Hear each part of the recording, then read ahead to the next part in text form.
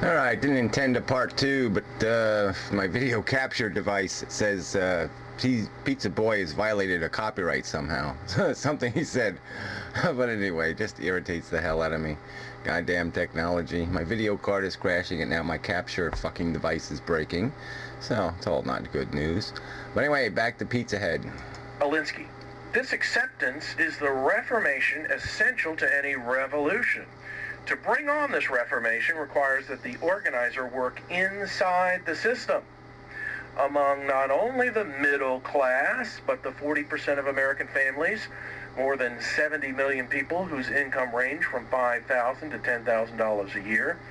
Remember, this was written in 1971, adjust for inflation. Yeah, well, just for inflation, you know, that's still, we're talking about the low middle class, or whatever you want to call it. Those are the lower class, the blue collar, as they were called then. Inflation. Anyway, they cannot be dismissed by labeling them blue collar or hard hat. They will not continue to be relatively passive and slightly challenging. Yeah, well, that's the truth, isn't it? Didn't it work out that way? Labor unions did really well in the 70s. They got themselves some places, okay? Not all employees got the same protections, but some did. And it was a better world, okay? One husband could provide an income for his entire family on a blue-collar salary, all right? That's the way the world was then, when we had a 70 or 80% tax bracket for the richest fuckers on earth, and when we had inheritance taxes that were a little more rational. If we fail to communicate with them, if we don't encourage them to form alliances with us, they will move to the right. Maybe they will anyway, but let's not let it happen by default, said Saul Alinsky. Yeah, what ended up, they moved to the right because they became the Reagan Democrats. They believed the crayon drawings that Ronald Reagan drew and said, look, you know, you're doing okay now, but I can make you do even better, okay, because I won't tax you for anything, okay? I'll just cut all your taxes. How would that be? We'll just borrow the money. In other words, Alinsky was all about radicals, community organizing, going within the system to promote socialist redistribution of wealth, socialist ideals. Yeah, right. Socialist ideals like workers produced value. Work produces value. Let's reward workers. Let's not reward birthright. That's the two things on the frickin' scale. And if we put those two things on the scale, any rational person, if we must use labels and call one socialism and one capitalism, because the capital is owned and inherited, it's obvious to any logical person that yes, work deserves to be paid, okay? Being born in the right family doesn't deserve shit. Because as we all know, capitalism is just inherently evil. Yeah, well, that's not what socialism says, okay? If you want to say market economy, you want to assume the other word, capital is inherently evil when the expectation is, yes, that surplus, which is the capital, must accrue a profit. So if the expectation is usury, if the expectation is that my capital just sitting in a pile in my living room must feed me, okay, it must provide a roof over my head and walls and furniture and a manicured front yard and give me food and sex and give me everything I want, and I don't have to do anything. I don't do any work. The surplus will take care of me. Well, if that expectation is reasonable, then the only way that can happen is you've got to have a slave society. You've got to have somebody you're going to steal the value from, somebody you're going to steal the work from. So this is who Obama is. These are his mentors, in addition to Reverend Wright and others. This is how he thinks. Yeah, well, more than expose who Obama is, you have exposed who you are, okay? Because your excessive rhetoric, your cheap shotmanship, oh yes, we're just going to tie him to somebody else, and somebody else who's also a malignable minority, a Jew. I mean, you've made it so clear what you are and what your agenda is. Thinks this is what he's doing. This is all straight out of the socialist playbook. Because... And what is your shit straight out of? What kind of shit book is your crap out of? Okay? Because it's not even Adam Smith, really.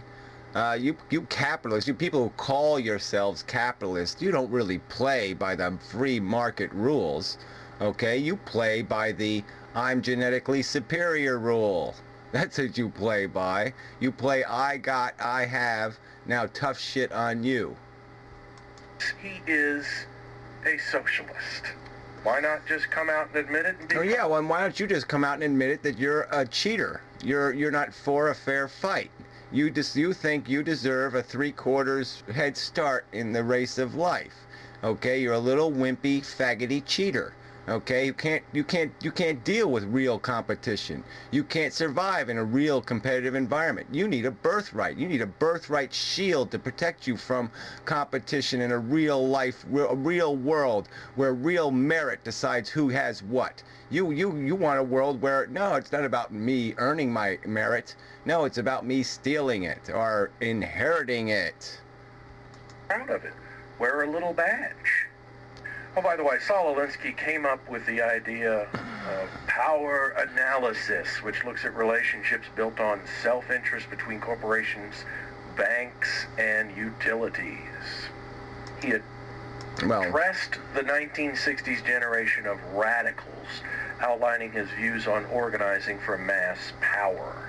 In the first opening paragraph of his book, Alinsky writes, "What followed..." Oh, again, so it's all about Alinsky now, right? And obviously the guy was an intellectual and understood there was a dynamic to things. Unlike you, I bet he didn't just spout out a bunch of puke rhetoric. I bet he actually had intellectual arguments about the actual physical relationships and the way money moves through the fucking system. I bet he was actually intelligent, not a moronic chimpanzee like yourself. Is for those who want to change the world from what it is to what they believe it should be. Yeah, a society of people who do productive work and get rewarded for it, and are a society of monarchs who parade around in their slippers and point their little crookedy fingers at the rest of the world and say, see, you're not as good as us because you didn't fall out of the right woman. The Prince was written by Machiavelli for the haves on how to hold power. Rules for Radicals is written for the have-nots on how to take it away. Well, it's not about taking stuff away, but yeah, that's the end result. I mean, obviously, if you're going to go to a society where people earn what they have, yeah, it's going to be a lot different than the fucking world we have now because people don't earn it now. Now that's straight out of Karl Marx and socialism and Marxism, if they're ever... Yeah, I always like when people chuckle about Marx, but they never quote him. So why don't you find the quote that backs up your statement, okay?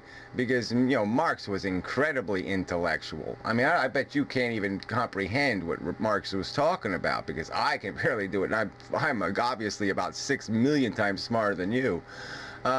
So go ahead and do that. Why don't you quote Marx and put it next to this other guy, and then you can make your little slanderous finger pointing bullshit. All right, but until you do that, then you're just doing the red baiting thing. You're just playing the game, word games. That's all you are, motherfucking propagandist word games. You know, I could just call you Goebbels, right? Ever was an idea or thought that wasn't straight out of Karl Marx and socialism. It wasn't that one. Yeah, well, again, quotes. Quotes are important. You just quoted Alinsky. Why can't you quote Marx? I mean, Marx is far more fucking famous than Alinsky, right? So you could do it, I'm sure. No, that's the end. What a shame.